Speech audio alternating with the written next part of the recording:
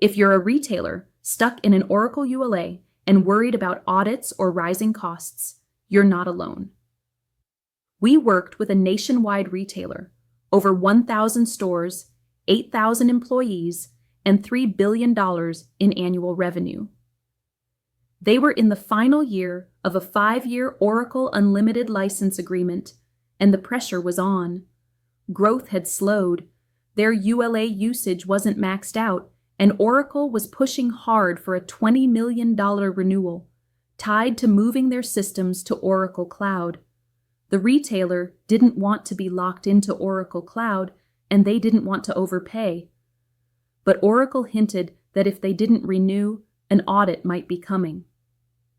With features like advanced compression enabled on databases, the IT team worried they could be exposed. That's when we stepped in. So we unified everything. Instead of multiple EA enrollments, we negotiated a single global EA. That alone pushed the client into Microsoft's highest discount tier. We then right-sized the license mix.